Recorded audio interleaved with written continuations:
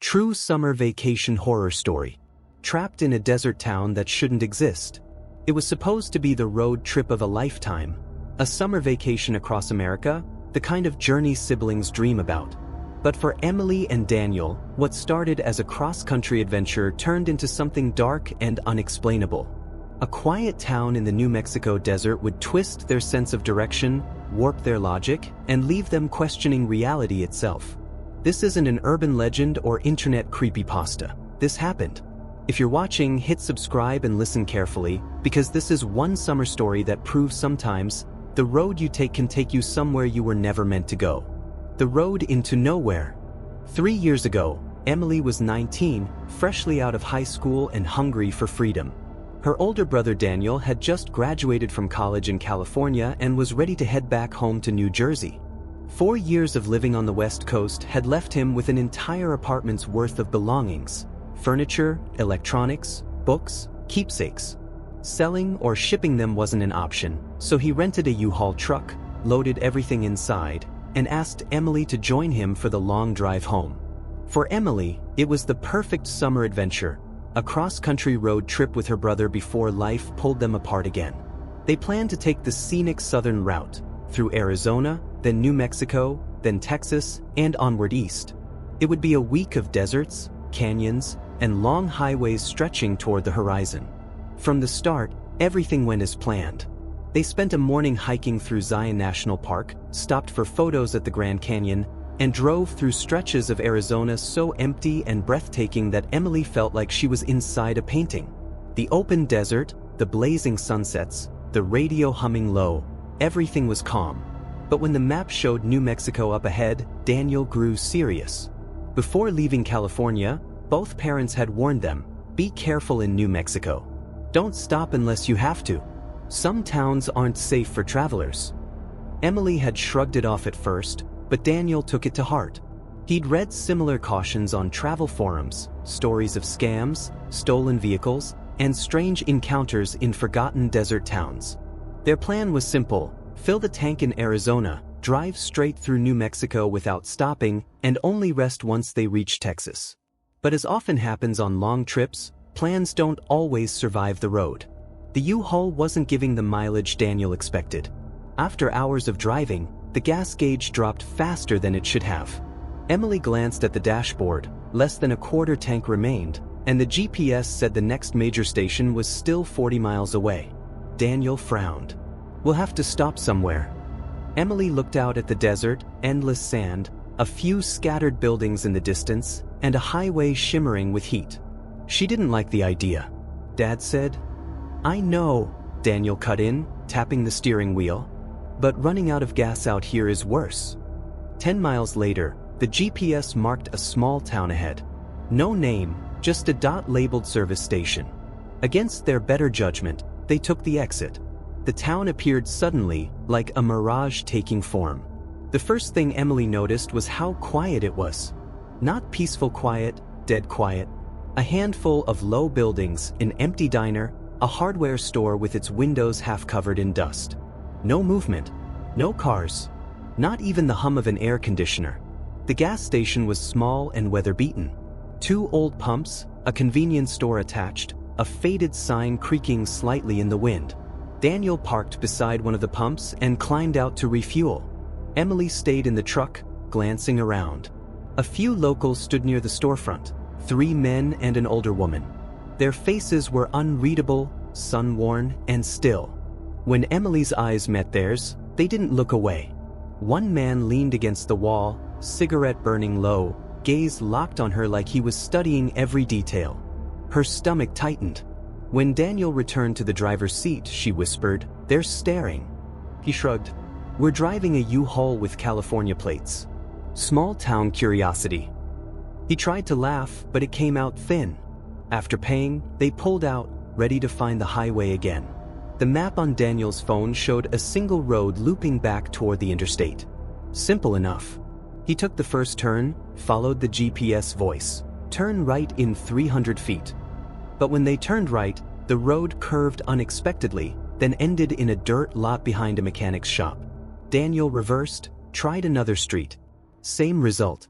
Every road twisted or dead-ended. They could still see the highway, a straight silver line cutting through the desert beyond the town. But no matter which road they took, they couldn't reach it. "Maybe it's just bad mapping," Daniel muttered, refreshing the GPS. The screen froze, blinked, then showed no signal. They circled again, passing the same boarded-up diner, the same half-collapsed house, the same man smoking by the gas station. The sky grew dull with late afternoon haze. A cold unease crept through Emily. "Daniel, this doesn't make sense." "I know. Let's just ask for directions." He sighed.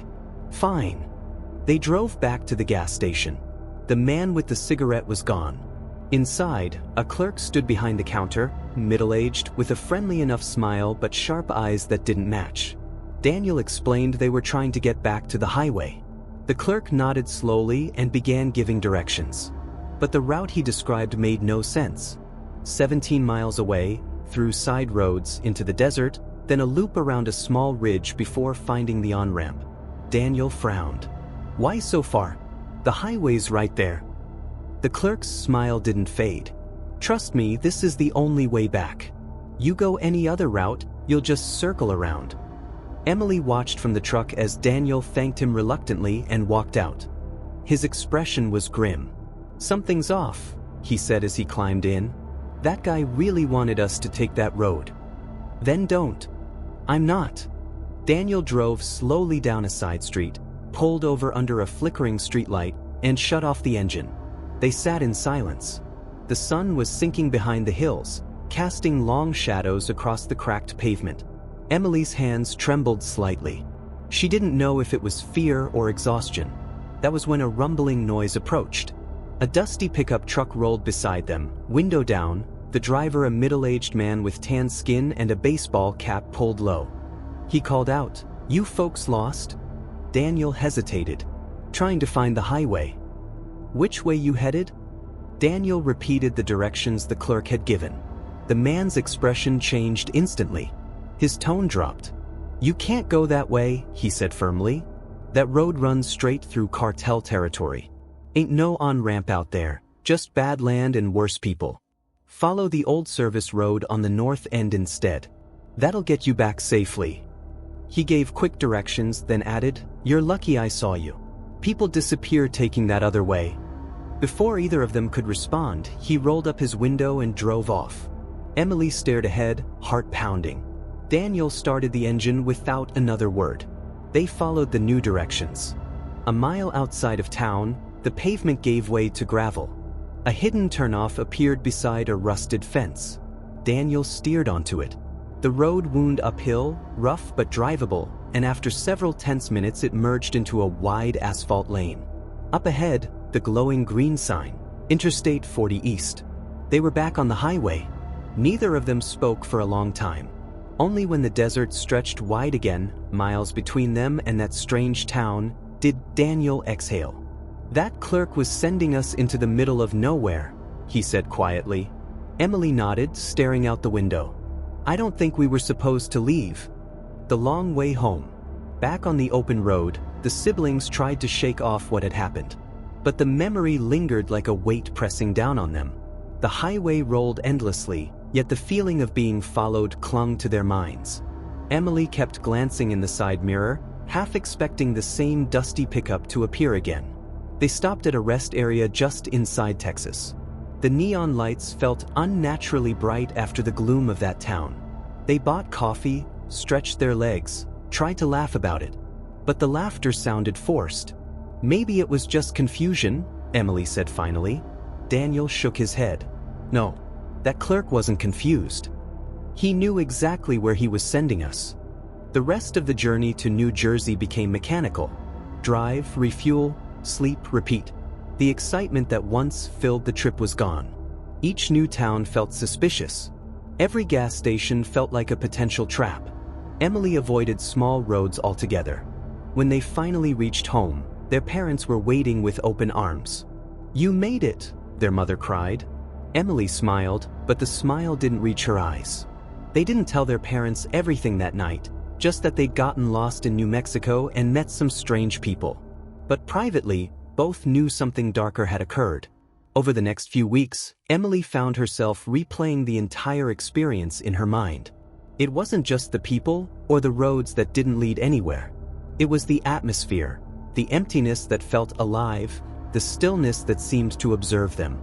She started researching the area, scrolling through maps, forums, old newspaper archives. To her surprise, the name of the town didn't appear on Google Maps anymore. The service station marker had vanished. She zoomed in and out repeatedly. Nothing. Just blank desert. When she asked Daniel if he remembered the name of the road or the gas station, he said no. I didn't look closely. I just wanted to leave.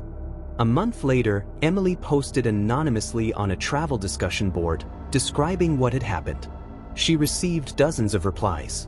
Most were people telling her it was probably just a GPS glitch or a scammer gas station. But one reply stood out. You're not the first ones. I used to drive long-haul trucks through that region in the 90s. There was a small town out there, unofficial, not on maps, where travelers went missing. Locals called it the Loop. Roads never led where they should. The feds shut it down after a few disappearances, but people still see lights there sometimes. Emily read the comment again and again. Not on maps. Travelers went missing.